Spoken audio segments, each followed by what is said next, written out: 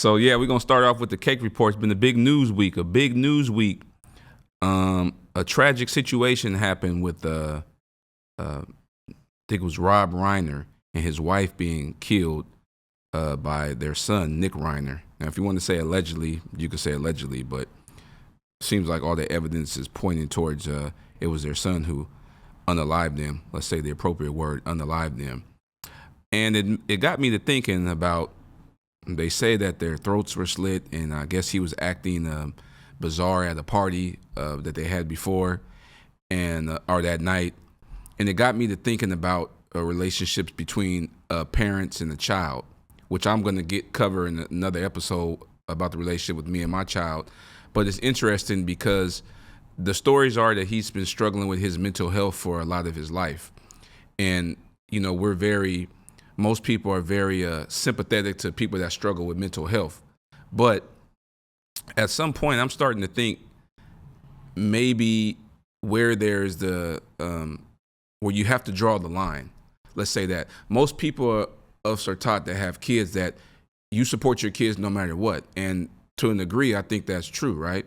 You always want to do what's best for your kids. You always want to be there for them. But there has to come a time in life where sometimes you might have to cut your kid off. Now, people are going to get up in an uproar about that, right? But the parents, as it seems, enabled their child, and their enablement of their child cost them their life. Now, of course, we're never blaming the victim, but let's be honest here. You can have mental issues. A lot of people struggle with mental issues. But at some point, if you're not going to take the medicine, if you're not going to go to the counseling or the things that's going to help you get better, unless you have 100% no control of your faculties, at what point do you say as a parent, you know what, I have to leave my child alone and you're going to have to figure it out on your own?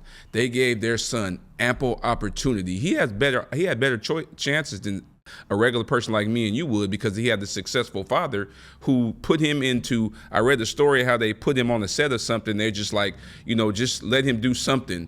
He's been struggling. So he had, as they like to say, nepotism. People going crazy with LeBron getting Bronny in there, but these same things happen all the time. So Rob got his son Nick ample opportunity. I'd even think a few years ago they did a film together and he acted in the film. But at what point do you, the old saying is, you spare the rod, you spoil the child. And this child has had all these advantages, and yeah, you can point to his mental illness, but hey, it was up to you to take care of your mental illness. And now you're seemingly going to spend the rest of your life in prison because you created this, you did this crime against your parents. It's a terrible tragedy, but it's a story about enabling, and parents, you just cannot enable your child. Again, it's not the parents' fault that their son decided to unalive them, but there's behaviors that at some point that you have to be like, look. And I'm glad, I have the same experience where there was a time. I remember the first time I was arrested by the feds, my dad wanted to put the house up and my mother said, no, let him stay in there. And there's things I did and my mom was like, they were like, we're not going to support you. You're on your own. If you want to go out here and live this life, hey, I'm sorry. If that life caused you to be homeless, that was on me.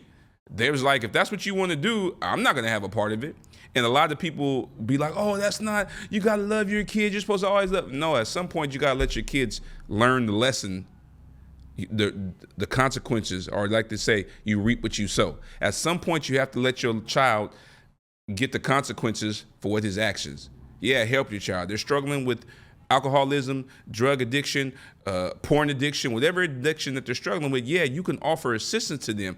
But until they take the actual steps to say that they want to get better, hey, ain't nothing I can do for you. You have to do it on you. I can't do it for you. I can be here, but there has to be a line drawn in the sand at some point. So it's a tragic story, but parents, we want to do everything for our children, but sometimes doing stuff for your children is letting them reap what they sow. So that was a crazy story, and we'll hear more about it later when all the full details come out. But yeah, I thought that was something interesting. Another thing I want to talk about on another note, I don't know if you guys seen a few weeks ago, there was an incident in the barber shop where a guy's hairline was messed up. and the guy was arguing with the barber, and he got so mad that he went to the car and got a gun and brought it back into the barbershop and was threatening the barber. Now, I'm not one to advocate for violence, but as a person who recently had his hairline messed up, I understand exactly where this man is coming from. And another thing, the guy in the shop, if you're in the barbershop and you have your child in there, your younger child, you have to pay more attention to what's going on. It was a guy in the shop with his kid. He was when you see a guy storm out and he's taking his jacket off, that's when you're supposed to take your kid and get up out of there. You're not supposed to sit in the shop because you want to get your hair cut, because if the dude would have lost his mind, you might have got killed and your kid wouldn't have going to get killed. But yeah, the guy went nuts, and it just got me to thinking how barbering has changed now, because with all the social media and all the, the barbers are on, they're recording themselves, and it's like, it used to be a pride thing when they were cutting your hair. Like, they used to be, they was in competition with all the other barbers in the shop. So when you walked out the chair, they wanted people to look at who you cut. These days, it's not like that. If you get a decent, they just want to charge you the money, and that's it. They're either on the phone with their kids, with their baby mom, with a bill company, and it's like, then they want you to pay them $60, and it's like, man, my haircut looks like I got it done at the barber college. Everybody knows it's barber college. You just pay $3 or $6. People will go and learn there to cut hair. So we need to make barbering great again. What's that? MBGA, make barbering great again. Bring back that. And listen, you barbers, I'm gonna tell you like they tell us in like law school in the paralegal world. When you're an attorney, you only get so many times that you can mess up, right? You do something egregious before you get disbarred, right? So a hairline, certain people can't go to Turkey and get a new hairline. I'm 50 years old. You know what I'm saying? Once my hairline go, I don't know if it's gonna come back. So you barbers out there that's cutting hair, you got 2 times to mess up a hairline, and you need to lose your cosmetology license and be sentenced to 1 year in the county jail. That's how serious it is. So take your craft seriously and stop messing up people's hairline. You know what I'm saying? So yeah, we're gonna get into this this new episode, but I just want to tell you, man, barbers, take your craft seriously. Yeah. I told Cole, I said I'm gonna bring my own music this time because YouTube keeps striking me. YouTube, you can't strike me now. I own the rights to this. How's that? Yeah, never about the cake. We up in here, me, Cole, Murph in the back, Micah in the back. Yeah, let's get to it.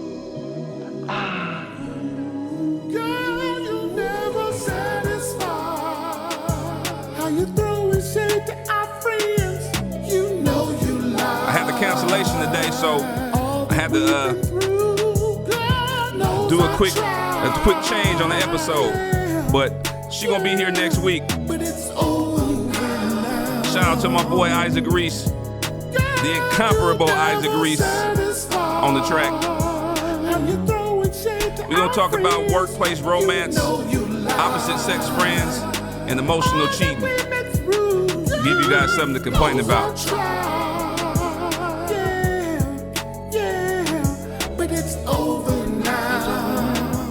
Yeah, so once again, it's Terry Lamar with another episode of Never About the Cake.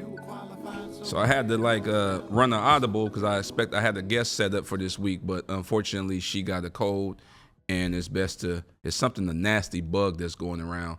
So we're gonna reschedule, and she'll be in here next week, and I think you guys will love the episode. I'm actually looking forward to it.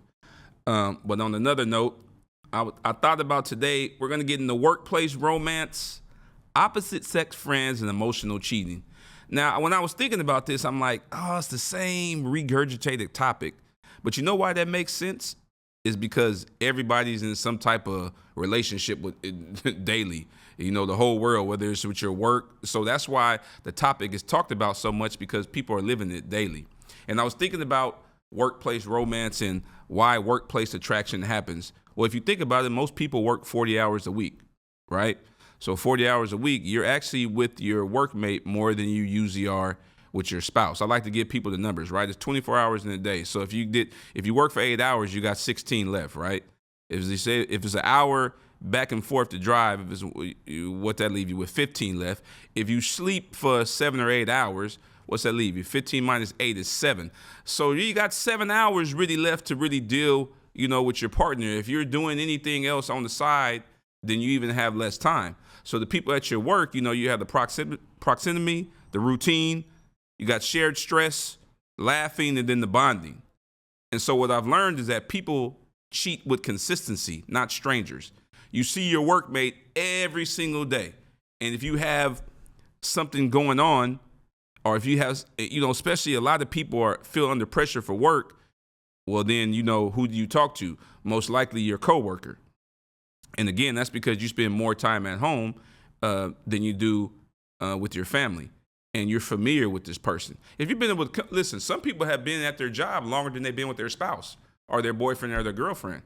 So you might be comfortable and you guys might have a shared trauma with your boss or another coworker.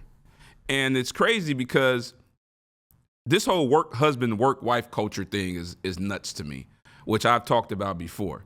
Right? It's almost like, it's like another emotional placement, or my work husband and my work wife. I can tell you what, you can't, if my wife can't have no work husband, you ain't taking him no dinner, you ain't taking him no food. I don't want to hear no inside jokes, because what happens is there becomes a hidden intimacy. And I know because years ago, I messed with somebody at my job. I think I had messed with two times at work, I messed with two people at my job. Both times it was a disaster, let me tell you.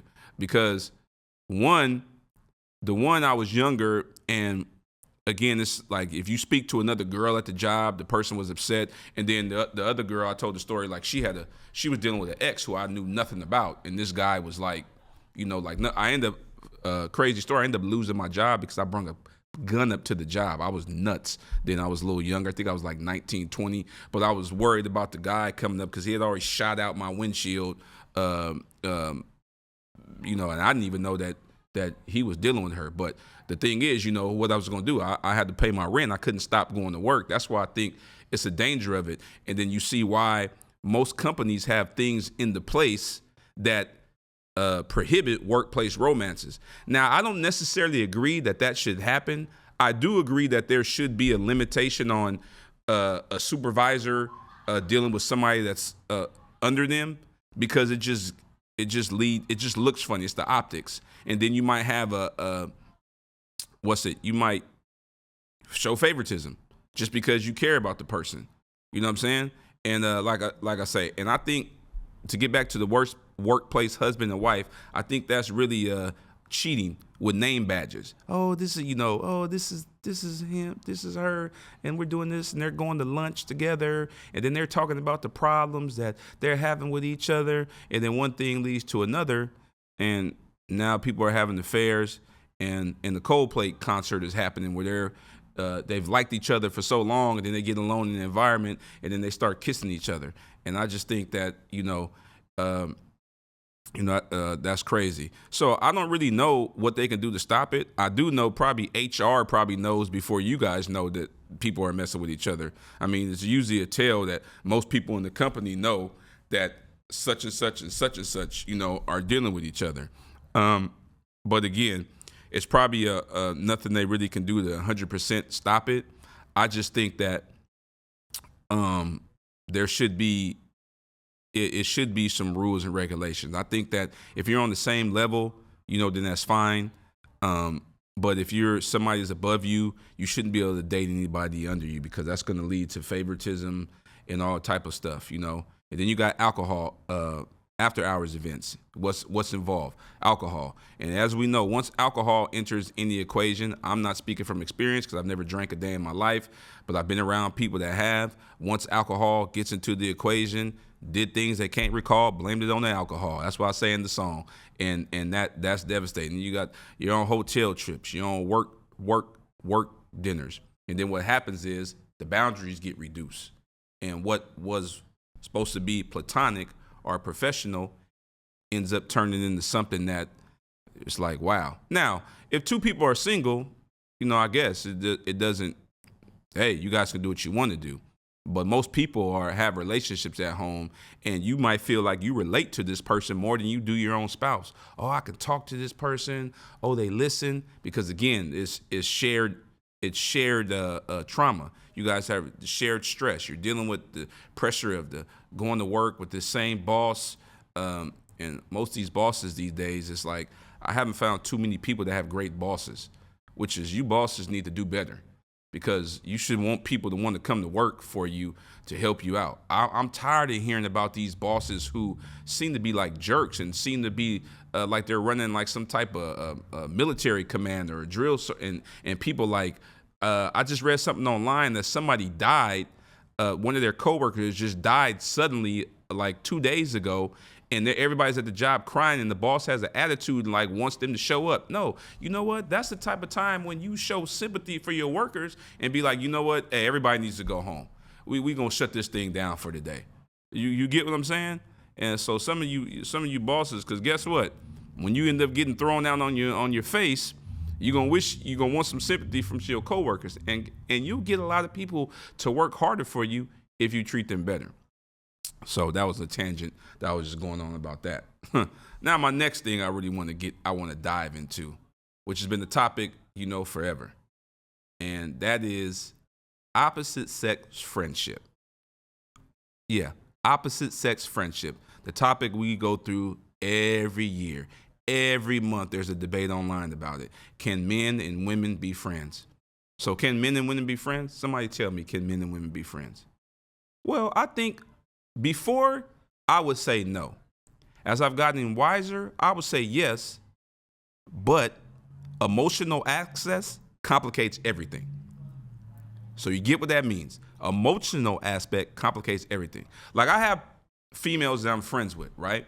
But I don't talk to them on a daily basis, right? Because then that's different from a friendship. Because if I start talking to them every day, naturally, you're going to start feeling a certain way. Worried about them, worried about what's going on, a certain thing. And then if you're in a relationship, boundaries get crossed. It's just point blank. And the thing is, most men, we can't be platonic friends. Because most men are not going to reject intimacy. You delusional women out there, no disrespect to you guys, but most men are not going to reject intimacy. So to put that in layman's terms, if you offer to give this guy that's so-called your brother or so-called your friend, if you say, hey, I need some, this man is not going to turn it down. And if he tells you he is, he's lying. I'm not saying everything. There's nothing's ever 100%. But 99.238765498% is not going to turn it down. And at times, I was probably in one of those percentages. So I'm just being real with you. Ask a person, oh, yeah, hey, I was just lonely, and I'm thinking he's going to be right over. That's why when the women get online and are shocked, oh, the guy that my guy friend I was friends with, he crossed the line. I just feel so weird. And he told me that he wanted to share me or he wanted to hook up, and they're just so shocked. And it's like, yeah, because they're replacing an emotional thing, right? So I'm telling you, men, we just don't turn down women. We'll turn down the consequences, but we're not turning down women. And I get women, you know what I'm saying? It's like platonic friendships, but really it's an emotional backup. It's validation, and it's downplaying the male interest. Again, if a man is in your life all the time, every single day, right? And they don't have the awareness to like self-regulate or self-check themselves on how involved they're going to be in your life.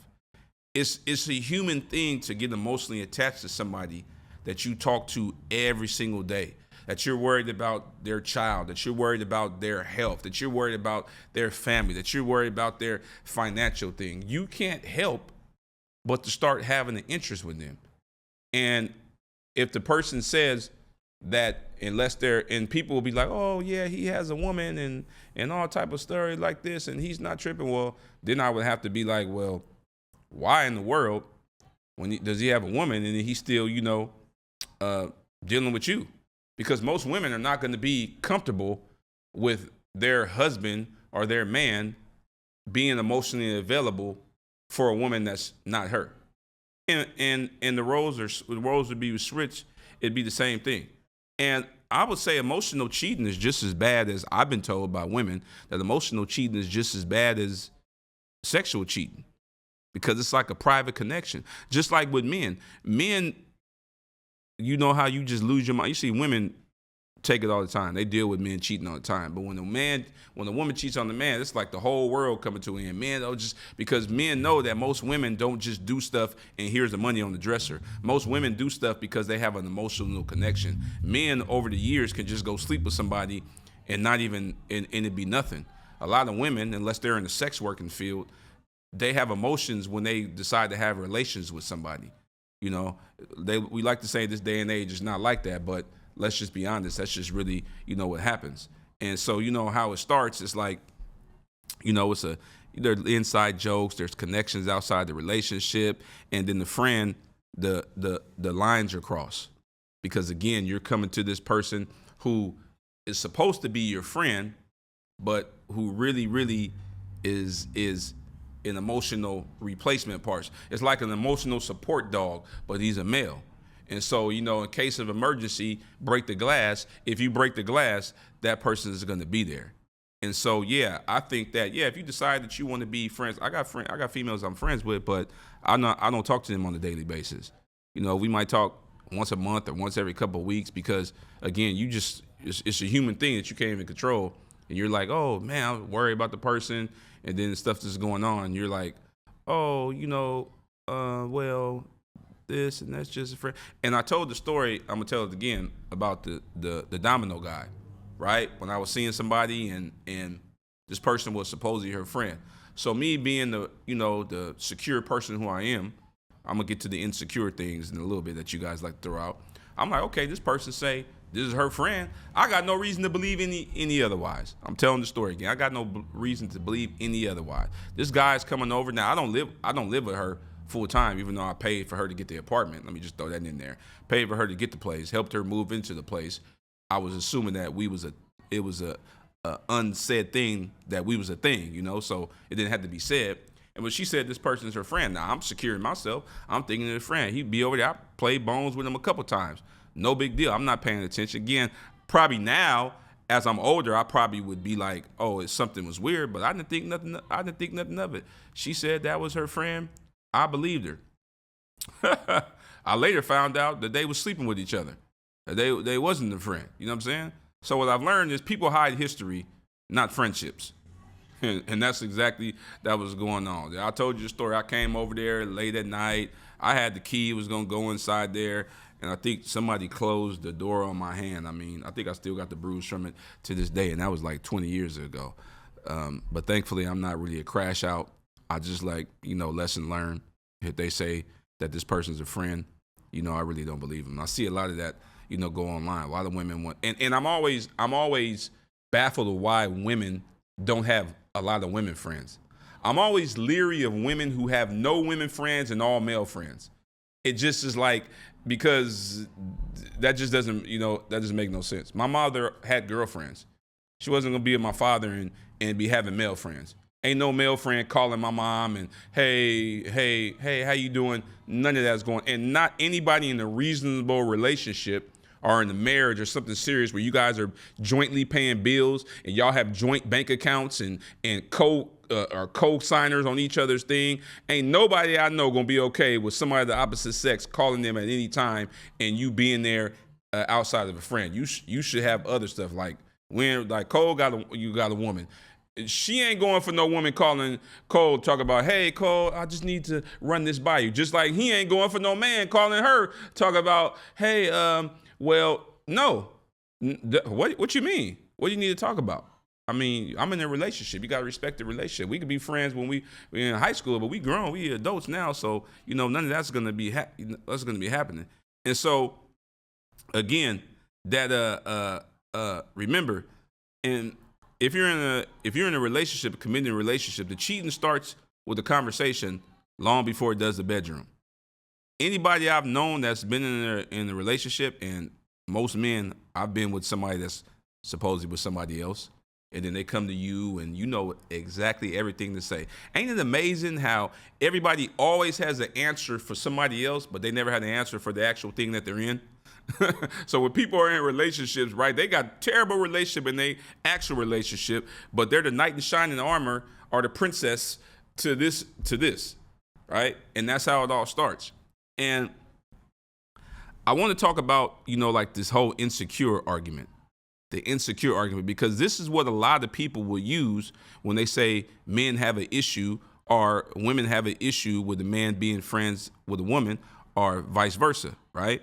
We're insecure. So why do people use you're insecure? In my experience has been, it's deflection first. They deflect and it avoids accountability, right? Like I'll go back to it. There are certain boundaries that have to be set. There's a difference between respect and there's a difference between insecurity. So people call you insecure to keep freedoms they wouldn't allow you. No woman is gonna be okay with you taking a call at 11:59 at night, p.m. or 10 p.m. and sitting in the bed with a girl. What would she have to talk to you about? And vice versa. And it's funny because dealing with situations like that before, then you get the gaslighting. This is when y'all could use gaslighting. Remember, we're leaving gaslighting and narcissist in 2025 because all you guys like to run with everybody's a narcissist and everybody's a gaslighter. But you'll say that if a person has an issue with it, that they're gaslighting.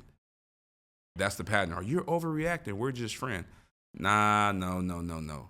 Respect me. Me and you are together. I'm not cool with you being friends with somebody of the opposite sex. I'm gonna throw you guys a Hail Mary for you guys. I'll throw you guys a bone. I'll give you a caveat. If they have children with that person, then that's different. If you guys have kids together, then you have to, I encourage healthy parenting. I haven't always had healthy parenting. If you can healthy parent, that's great. But I'm talking about when there ain't no ties, you guys should be able to speak in front of your other person. Ain't no secret code names, ain't no secret talking to codes. Nobody is crossing the line, hitting on each other and saying things that they wouldn't say in front of the other person. That's the only thing that I would talk about. So that's how I feel about this whole the insecure argument, because I know it's thrown around a lot. It's funny because I've been looking at threads, and I don't even really say nothing. I just really on there like to really laugh, and sometimes I'll respond to stuff like kind of like trolling, but not really trolling. If there's something serious on there, then I'll respond in a serious light. But it's funny, you get so many, because they have so many different categories, from dating to relationships to divorce, and you see people who just have no clue of just how things work.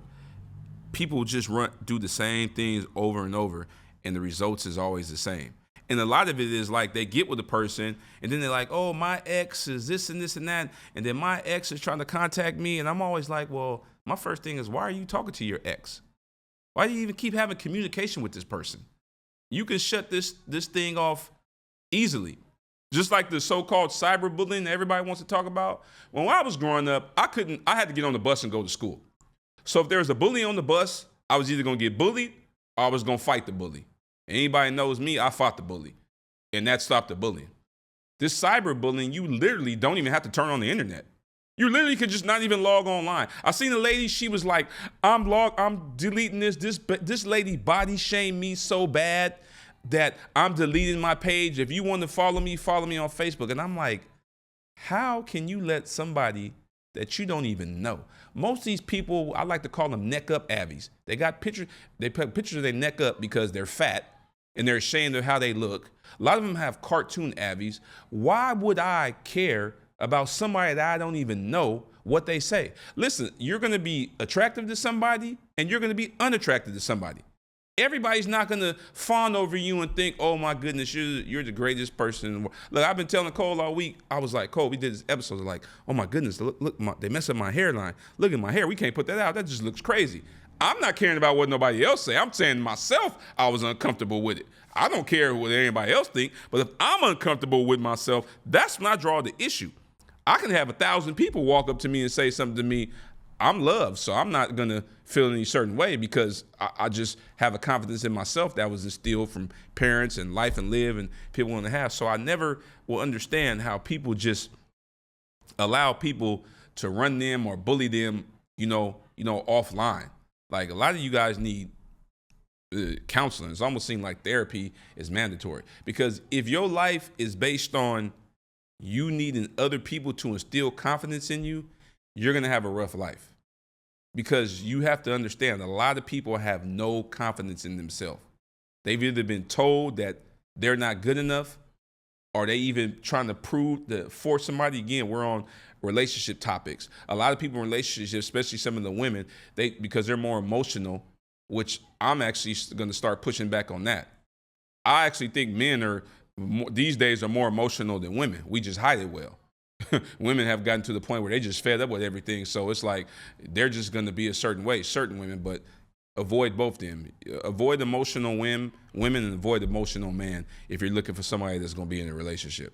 Try to get you somebody that's, able to, sturdy their emotions. They're not going everywhere at the wave, because then you'll be in that. But if you look at a lot of the stuff online, people are so concerned of what everybody else is saying, and these people, we don't even know who they are.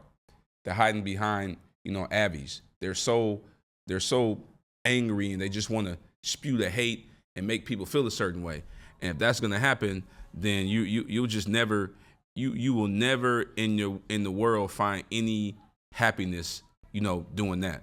So stop letting these people make you feel a certain way about yourself that you don't feel. You got to be confident. So yeah, that Threads is crazy. It's actually great. I think it's probably a little better than X, formerly known as Twitter.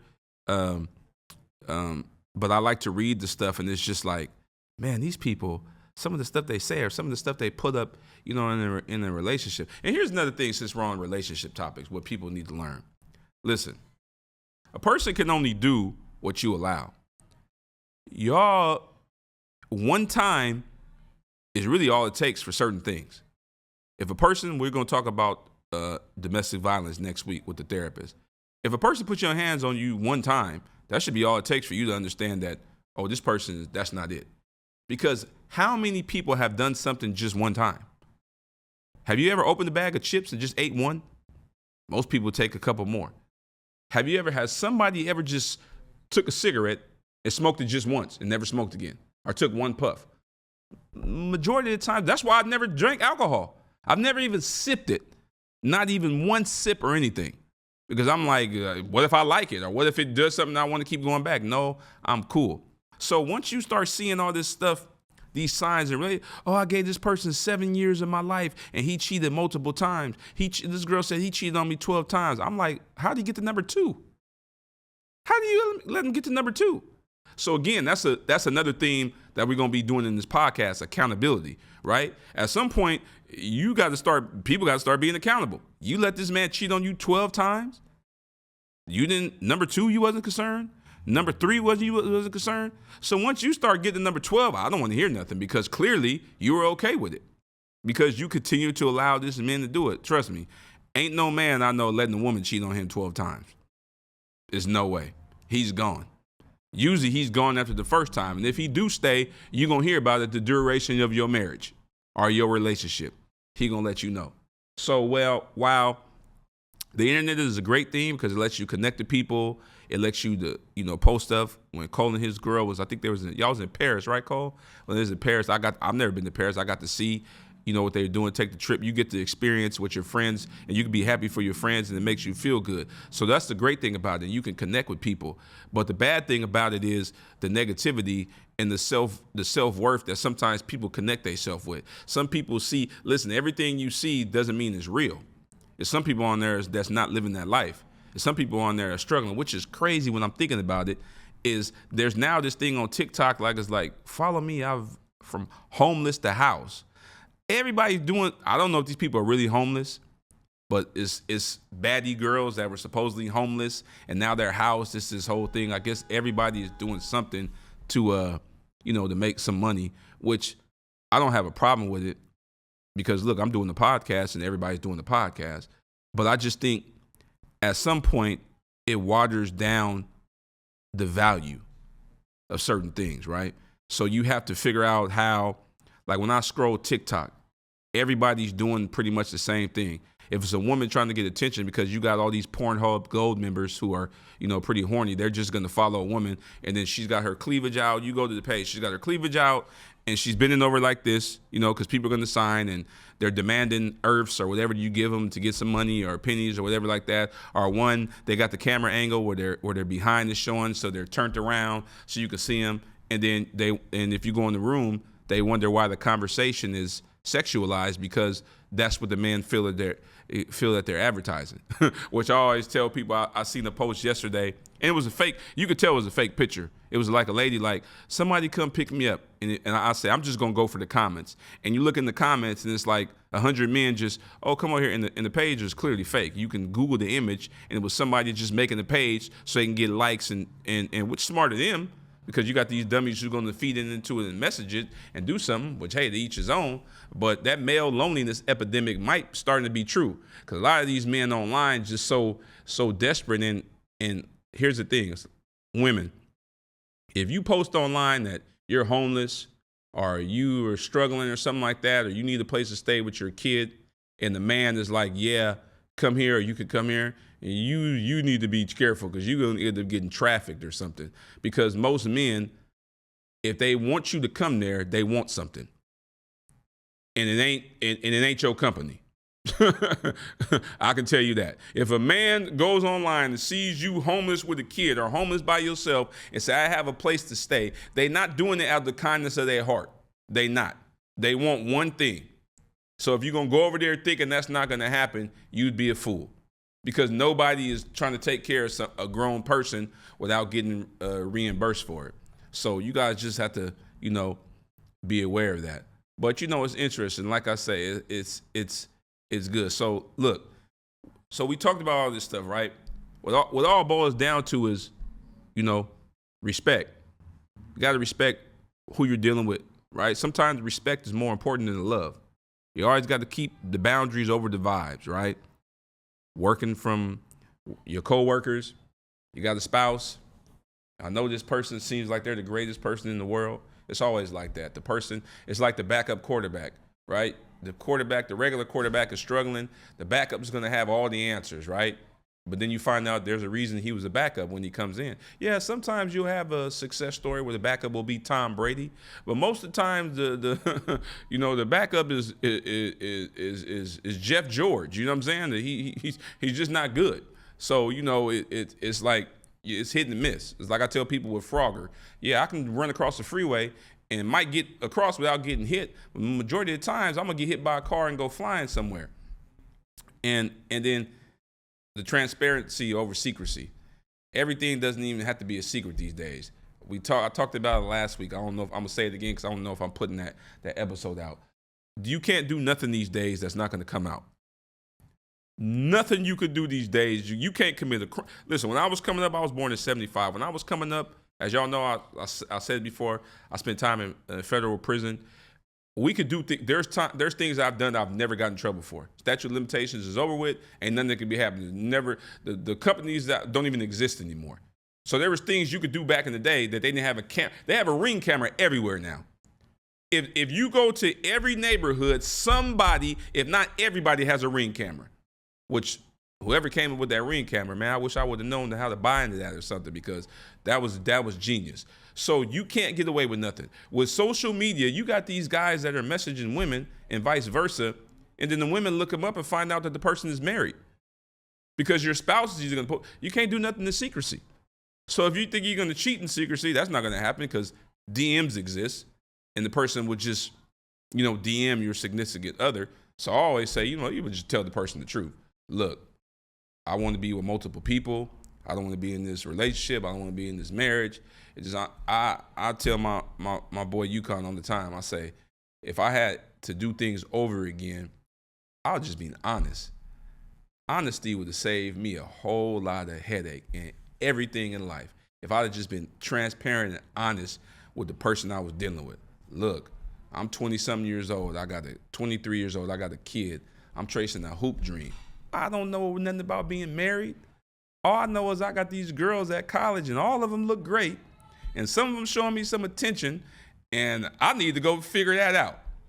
She might have been able to understand it, So again, people could say, oh, well, there's people that have been in that same situation that didn't fall into temptation.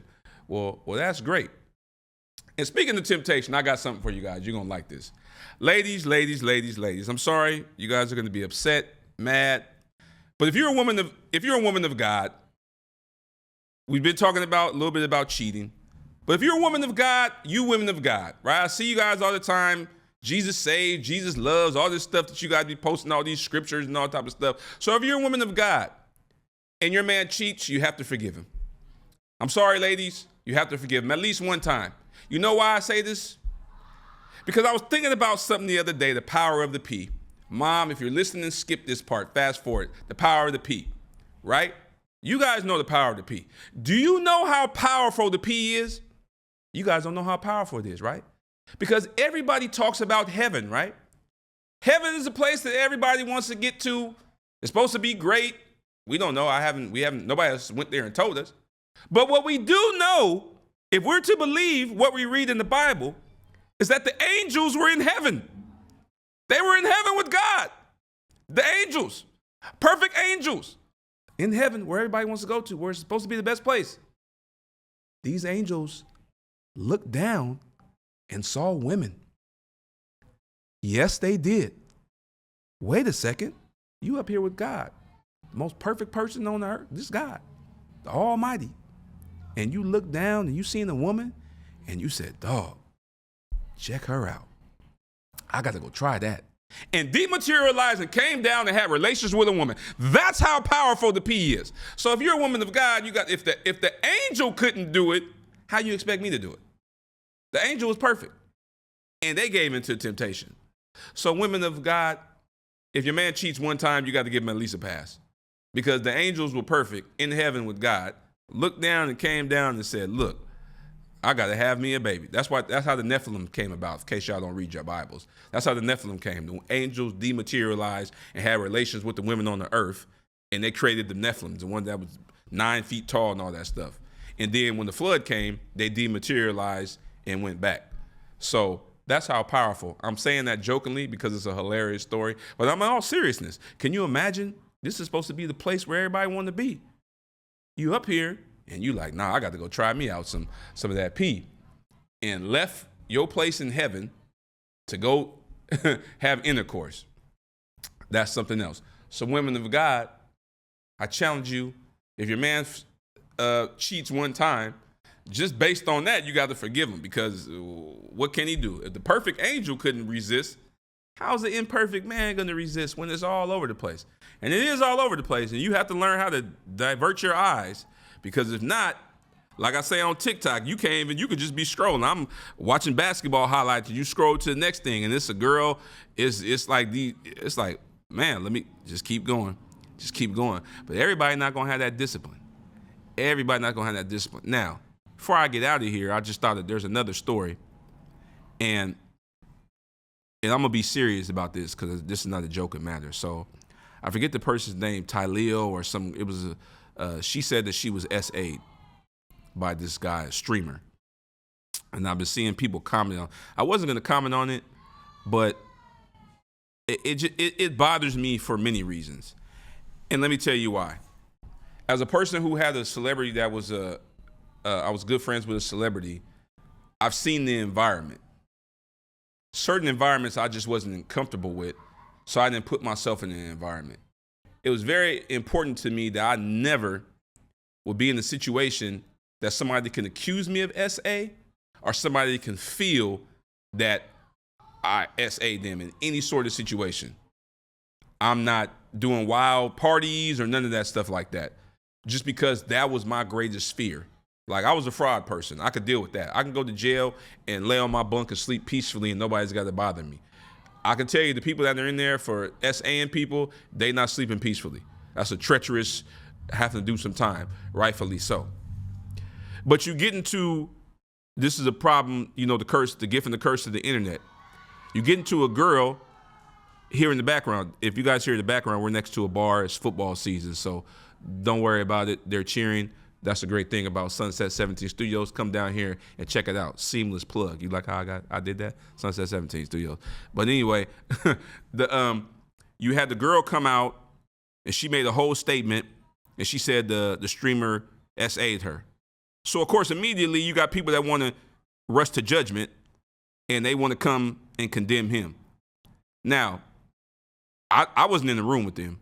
The only two people, they were in the room together. Now, he responded yesterday with receipts, showed the conversation that he was recording with her, and it seemed like she got mad after she figured he had a girlfriend and they had a one-night stand and she felt a certain way, and he showed all these things. So now you have a gender war on the timeline, and people going back and forth on, what should happen or who's doing this and that. And then this morning she put out a video, and I just thought it was weird because she's talking about his penis size and his hairline and he's ugly and he's this and that.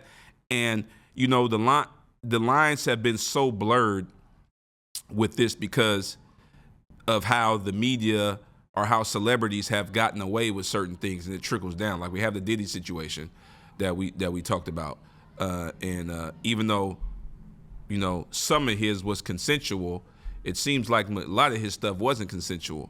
And so I just think about, again, you never want to blame a victim if there's a victim. But if there's also somebody that's getting accused of one of the worst things that you can be accused of, which is SA, next to child molestation, the two worst things you could be accused of, you really have no way to prove that you're innocent. It's always going to be a handful of people that are going to say you did it no matter what, because so many people get away with it. And I hate when they come and they say, oh, it makes it hard for other women who really have, for people that have to come out there and say that, that's really sad. Because you should be able to believe when somebody says that's happened to them, that it happened.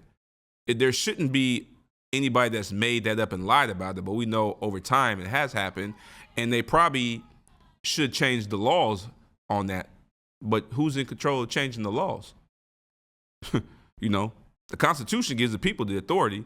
But sometimes the people don't care nothing about that, because if they really, really cared about it, they would enact laws or vote for laws that would punish people that falsely accuse somebody of SA, because that's a serious charge. A serious charge. And it also goes back to boundaries and how you put in yourself situation there. Look, obviously we don't have to say that for a man. If you just know is no, period.